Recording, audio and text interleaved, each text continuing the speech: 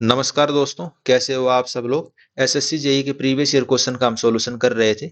हम SSC JE pre 2024 paper one जो 6 जुलाई को मॉर्निंग शिफ्ट का पेपर हुआ था उसका हम सॉल्यूशन करने लग रहे थे। हमने 38 नंबर क्वेश्चन तक कर लिए थे। आज इस लेक्चर में हम 39 नंबर क्वेश्चन से स्टार्ट करेंगे। जो स्टूडेंट चैनल पे पहली बार आए हैं उनको इंट्रोडक्शन दे देता हूँ। एसएससी जेई 2023 में मेरी 8th रैंक थी। 2022 में मेरा सिलेक्शन हो रखा है, या आप मेरी रैंक देख सकते हो। उसके अलावा प्री के अंदर मेरे 141 मार्क्स थे 2023 में, और मेंस में मेरे 233 थे। ये एक्यूरेसी देख सकते हो।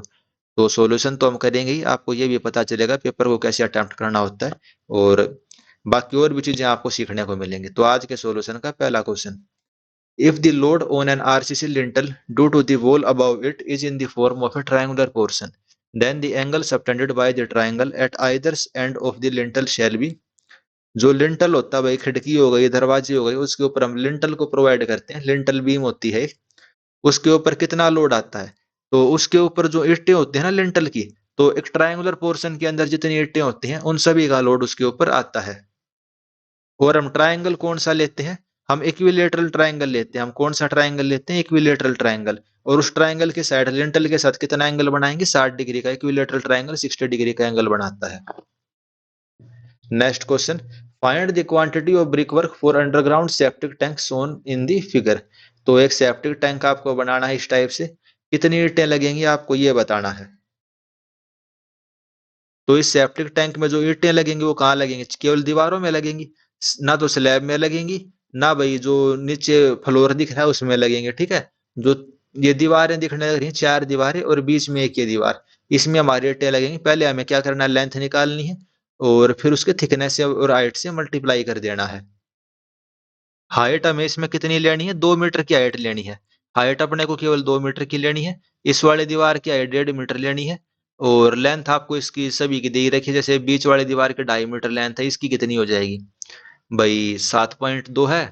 7.2 तो टोटल है, और 0.15 का ये प्रोजेक्शन है, तो इस वाले को माइनस कर देना। 0.15 का प्रोजेक्शन तो सेंटर लाइन लेंथ के हिसाब से आप इसकी सेंटर लाइन लेंथ निकाल लेना, और थिकनेस, और उससे मल्टीप्लाई कर दोगे जब हाइट से, तो आपको क्वांटिटी ऑफ ब्रिक निकल जाएगी। मीटर क्यूब के अंदर हम ब्रिक की वॉल्यूम निकालते हैं, जो 7.89। इजी क्वेश्चन है, लेकिन ये वाला क्वेश्चन आपको अटेम्प्ट नहीं करना होता। एसएससी जेई मेंस होता तो आप इस क्वेश्चन को अटेम्प्ट करते, बढ़िया बात है, लेकिन प्री के अंदर ये वाला क्वेश्चन अटेम्प्ट करने के लिए नहीं बना है। तरीका मैंने बता दिया कैसे सोल्व होगा। Next question: which of the following is the effect of lump present in the cement. Cement के अंदर अगर लंप प्रेजेंट है तो इसका क्या इफेक्ट हो सकता है भाई? गांठें बनी हुई हैं, तो क्या होगा? स्ट्रेंथ हमारी कंक्रीट की कम हो जाएगी, कंक्रीट की स्ट्रेंथ आपकी डिक्रीज हो जाएगी। अगला question: which of the following is the effect efficient method of leveling that should be adapted to measure the elevation of 2 points when distance between them is not within the visible range of the level। भाई, 2 पॉइंटों की आपको levelling करनी है और उनके बीच का distance बहुत ज्यादा है। इतना ज्यादा डिस्टेंस है आपको वे दिख ही नहीं रहे, तो हम कौन सी लेवलिंग यूज करते हैं? हम करते हैं डिफरेंशियल लेवलिंग। हम कौन सी लेवलिंग यूज करते हैं? Differential levelling. इसमें क्या होता है भाई? आपने इंस्ट्रूमेंट लगाया एक जगह, बैक साइड ली, फिर फोर साइड ली, फिर आपने दूसरी जगह इंस्ट्रूमेंट लगाया, फिर बैक साइड, फोर साइड, ऐसे आप चलते जाओगे दूसरे वाले पॉइंट तक। ठीक है। तो इसको हम क्या बोलते हैं? डिफरेंशियल। नॉर्मली हम यही वाली प्रैक्टिस करते हैं। कौन सी लेवलिंग? Differential levelling. इसका आंसर रेसिप्रोकल नहीं होगा। कुछ बच्चों ने रेसिप्रोकल लगा दिया होगा। रेसिप्रोकल में तो हमको ये दोनों पॉइंट दिखते हैं, लेकिन इसमें क्या करने लग रहा है? पॉइंट दिखते ही नहीं, तो डिफरेंशियल लेवलिंग। अगला question: formal acceptance of the proposal of a work by the concern department is known as the. तो आपने कोई नया काम शुरू होने वाला, बिल्डिंग बननी है, रोड बनना है, तो पहला जो प्रपोजल एक्सेप्टेंस होता है वो कहाँ से होता है? एडमिनिस्ट्रेटिव अप्रूवल मिलती है। कौन सी अप्रूवल मिलती है? Administrative approval. उसके बाद फिर डिटेल एस्टीमेट बनाया जाता है, और उसके ऊपर टेक्निकल एस्टीमेट मिलता है, वो टेक्निकल अप्रूवल मिलता है। अगला question: what are the latitude and departure of a 300 metre transverse line with a bearing of 240 degree. तो भाई एक लाइन दी हुई है, उसकी बियरिंग कितनी है? 240 डिग्री। तो 240 डिग्री का क्या मतलब है? 240 डिग्री का मतलब हो गया वो थर्ड क्वाड्रेंट में। 240 डिग्री का क्या मतलब हो गया भाई? ये वाली लाइन कुछ यहाँ पे होगी थर्ड क्वाड्रेंट में। ठीक है। तो इसके अंदर जो इसका डिपार्चर है, यानी एक्स कोऑर्डिनेट वो भी नेगेटिव, वाई कोऑर्डिनेट वो भी नेगेटिव। पहले तो दोनों नेगेटिव देख लो, सेकंड ऑप्शन में और फोर्थ ऑप्शन में। तो दो ऑप्शन तो आपने ऐसे ही एलिमिनेट कर दिए। अब देखो लैटिट्यूड, पहले हमें लैटिट्यूड बताना है। ठीक है। लैटिट्यूड कौन सा होता है? लैटिट्यूड होता है ये नॉर्थ साउथ डायरेक्शन वाला। अब एंगल देख लो, टोटल था 240, 180, और ये वाला एंगल कितना हो गया फिर? 240 में से 180 गया, ये 60 डिग्री का एंगल बन गया। ये कितने का एंगल बन गया? ये हो गया 60 डिग्री का। ये कितने का एंगल बन गया? 60 का। तो ये वाली लेंथ इसकी कितनी हो जाएगी? ये वाली लेंथ इसकी कितनी हो जाएगी? यानी कि नॉर्थ साउथ डायरेक्शन में, यानी कि लैटिट्यूड इसका L cos 60, लेंथ है 300, cos 60 यानी कि cos 60 होता है 1/2, यानी कि 150 मीटर। Fourth option. ये वाला क्वेश्चन आप नॉर्मली 30-40 सेकंड में सोल्व कर सकते थे।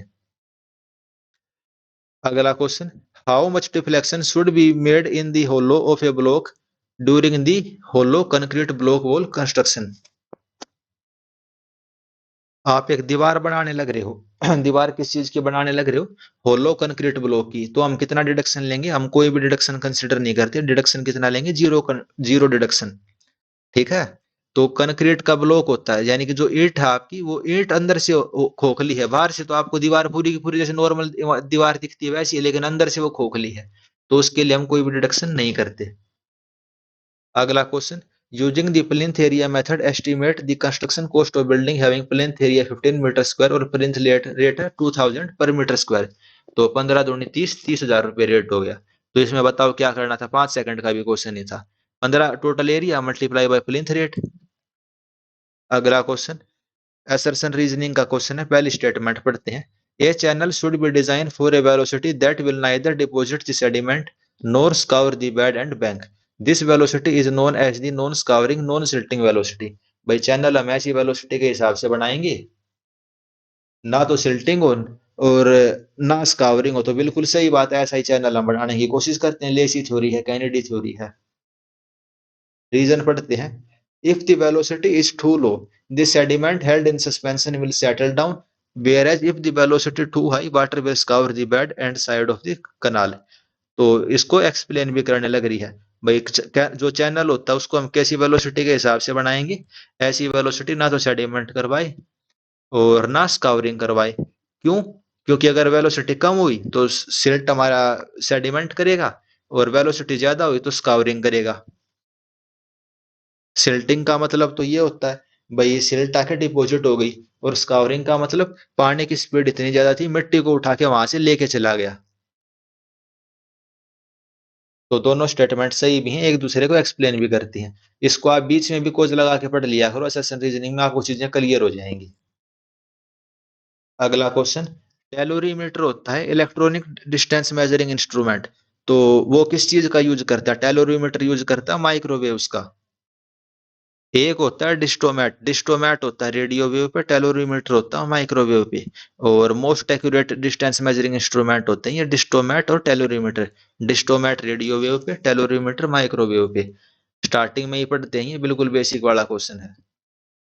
अगला question, as per IRC specification the maximum spacing of contraction joint in a reinforced concrete slab of thickness 20 centimetre. तो एसएससी ने ये वाला क्वेश्चन बिल्कुल फ्रेश बनाया है।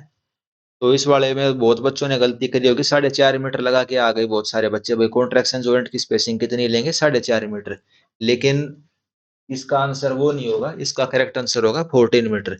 जो रीइंफोर्समेंट स्लैब होती है उसके अंदर कॉन्ट्रैक्शन जॉइंट की मैक्सिमम स्पेसिंग होती है। अगर 10 मीटर की हमारी स्लैब की थिकनेस है, वो 10 सेंटीमीटर की थिकनेस है तो 7.5 मीटर। 15 सेंटीमीटर की है तो 13 मीटर, और 20 सेंटीमीटर की है तो 14 मीटर। अब भाई ये बताओ, हम तो ये 4.5 मीटर पढ़ने लग रहे थे इतने साल से, फिर ये 4.5 मीटर क्या था? तो अनरीइंफोर्स स्लैब जो होती हैं, कौन सी अनरीइंफोर्समेंट स्लैब, यानी जिसके अंदर हमने स्टील का यूज नहीं किया, सरिया का यूज नहीं करा, उसमें कॉन्ट्रैक्शन जॉइंट की मैक्सिमम स्पेसिंग होती है 4.5 मीटर। लेकिन रीइंफोर्स स्लैब जो होती है उसके अंदर याद कर लेना, 10 के लिए 7.5, 15 के लिए 13, और 20 के लिए 14। 20 सेंटीमीटर थिकनेस के लिए 14, और 15 के लिए 7.5 मीटर की हम स्पेसिंग यूज करते हैं। आगे के लिए गलत मत कराना इसको। तो ये क्वेश्चन सीखने के लिए भी होते हैं। ठीक है, तो कुछ क्वेश्चन सारे पुराने थोड़ी ना क्वेश्चन आएंगे पढ़े हुए, एक दो ऐसा क्वेश्चन भी आएगा। Next question, self priming pump over shadow the function of. जो सेल्फ प्राइमिंग पंप होते हैं उसमें इनमें से कौन से डिवाइस का यूज नहीं होता? तो जो सेल्फ ऑक्सिलरी डिवाइस होता है उसका यूज नहीं होता सेल्फ प्राइमिंग पंप के अंदर। ये प्राइमिंग क्या होती है भाई? पंप के अंदर क्या होता है, हवा इकट्ठी हो जाती है, इस वजह से मतलब प्रेशर नहीं बन पाता। तो जो पंप हो जब स्टार्ट करते हो शुरू शुरू में एक बार, तो उसमें पानी वगैरह डालना पड़ता है ताकि सारा के सारा जो उसकी पाइप वगैरह उसमें वाटर रहे और अच्छे से भाई वो काम कर पाए, प्रेशर बने। तो सेल्फ प्राइमिंग पंप जो होता है उसके अंदर सेल्फ ऑक्सिलरी डिवाइस का कोई काम नहीं होता। ओवर शेडो कर दिया उसको उसने, ठीक है, उसकी जरूरत ही नहीं पड़ी हमें। अगला question, which of the following is the purpose of providing the catch pit in the sewer system? Sewer के अंदर कैच पिट का इस्तेमाल क्या होता है? तो ये कैच बेसिन कह लो इसको, एक टाइप से इसने कैच पिट लिख दिया। तो to prevent the entry of silt grit debris into the rain water, भाई बारिश के पानी के साथ रोडी कंकड़ और जो बाकी सामान है वो सीवर के अंदर एंट्री ना कर पाए, उसके लिए हम किसका इस्तेमाल करते हैं? कैच बेसिन का या फिर कैच पिट का। अगला question, The Moody chart, a logarithm chart between the friction factor and dash for a variety of relative roughness in a pipe flow। अब ये वाला क्वेश्चन भी कई साल बाद आया, ये प्रीवियस ईयर का ही क्वेश्चन है एसएससी जेई का, और बहुत बच्चों को ये पता नहीं होगा। जो मोदी चार्ट होता है वो एक लोगैरिथम चार्ट होता है, किसके बीच में? फ्रिक्शन फैक्टर और रेनॉल्ड्स नंबर के बीच में, फ्रिक्शन फैक्टर और रेनॉल्ड्स नंबर के बीच में चार्ट होता है for a variety of relative roughness in A pipe flow. पिछली बार जो ये क्वेश्चन आया था तब इसने फॉर्मूला बूझ लिया था, बाकी काफी बड़ा और अजीब सा फॉर्मूला है, मेरे को भी याद नहीं है वो फॉर्मूला, लेकिन इतना आपको पता होना चाहिए। जो मोदी चार्ट होता है किसके लिए होता है? जो रफनेस होती है पाइप फ्लो के अंदर, उसके लिए एक लोगरिथम चार्ट होता है फ्रिक्शन फैक्टर और रेनॉल्ड्स नंबर के बीच में। अगला question, as per IRC what is the design speed adopted for the Indian expressway considering the nature of terrain is plain and cross slope is less than 10%? भाई plane terrain के अंदर expressway की ruling speed या फिर design speed कितनी होती है? 120 kilometre per hour, और मिनिमम स्पीड कितनी होती है? 100 kilometre per hour. Basic question था बिल्कुल। Next question, identify the correct method of surface preparation use for jointing old and new concrete to each other. भाई पुराने कंक्रीट के सरफेस को नए कंक्रीट के सरफेस के साथ जोड़ने के लिए कौन सी टेक्निक का हम यूज करते हैं? तो हम sand blasting, chipping and removal और सरफेस बाय ग्राइंडिंग, इन तीनों मेथड्स का यूज करते हैं। कंक्रीट के दो सरफेस को आपस में वो करने के लिए, आपस में जोड़ने के लिए कौन कौन से मेथड यूज कर सकते हैं? सैंड ब्लास्टिंग भी कर सकते हैं, चिपिंग भी कर सकते हैं, और रिमूवल और सरफेस बाय ग्राइंडिंग, तीनों प्रोसेस हम कर सकते हैं।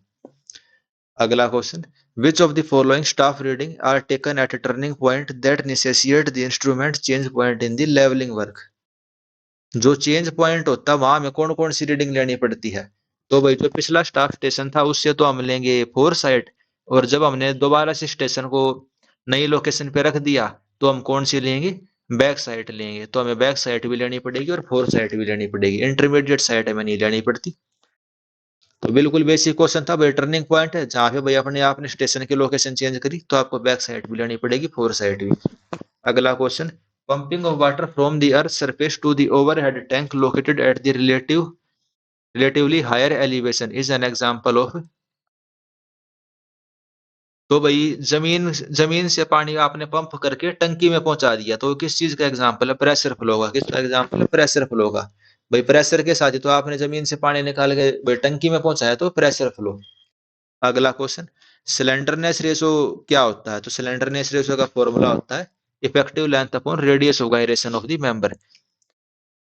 तो इस वाले क्वेश्चन को भी याद कर लेना, वैसे ये थोड़ा हरियाणा जेई में आया था ये वाला क्वेश्चन अभी कुछ दिन पहले। तो उसमें ऐसे ऑप्शन थे भाई, effective length upon radius of gyration, effective length upon list radius of gyration, length upon radius of gyration.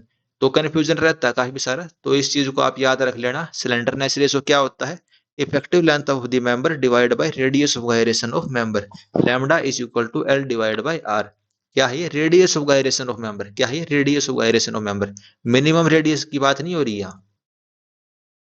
अगला question, which of the following statement about the municipal solid waste is incorrect? गलत statement आपको बतानी है। पहली, it consist of fine dust silt and sand. Second, it consist of garbage. Third, it include putrescible and non putrescible solid waste. तो जो municipal solid waste होता है भाई, जो आपके घरों से वेस्ट निकलता है वो म्युनिसिपल सॉलिड वेस्ट ही होता है। उसमें धूल मिट्टी भी होती है, कूड़ा करकट भी होता है। पुट्रिशिएबल यानी कि भाई छिलकी हो गई, और भाई फल सब्जी हो गई, उस टाइप का वेस्ट भी होता है। नॉन पुट्रिशिएबल भाई कागज के टुकड़े हो गई, पन्नी हो गई, पॉलिथीन हो गई, उस टाइप की चीजें में तो पहले दूसरी सही है, चौथी स्टेटमेंट गलत है। चौथी में क्या कहने लग रहा है, it is transported with water as sewage.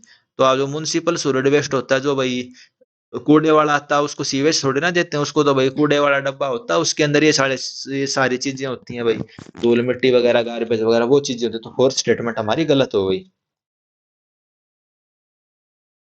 तो अब की बार क्या था, अब की बार तो क्या बताऊं, लगभग हर बार का ही वही काम है, 50 से 60 क्वेश्चन तो बिल्कुल बेसिक आएंगे।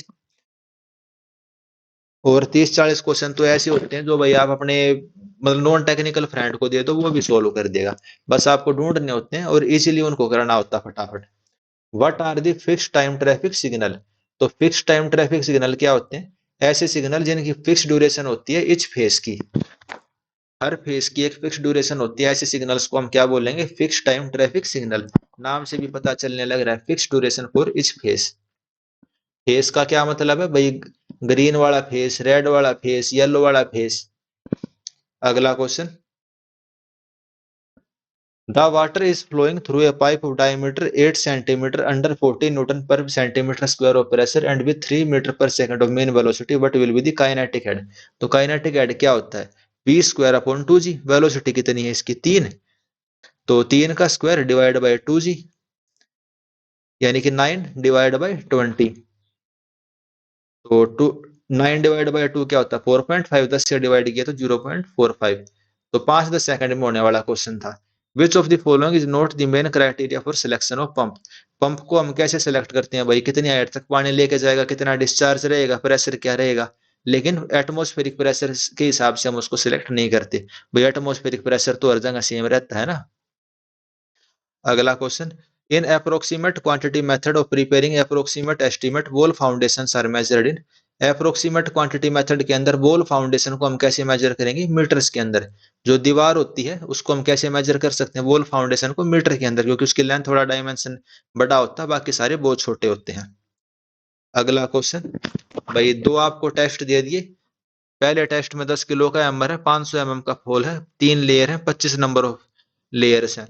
दूसरे टेस्ट में भी वही अलग वेट दे दिया, एमर का फोल दे दिया, नंबर ऑफ लेयर वगैरह दे दी। तो एनर्जी का रेशो बताना है पहले टेस्ट में डिवाइड बाय दूसरे टेस्ट में।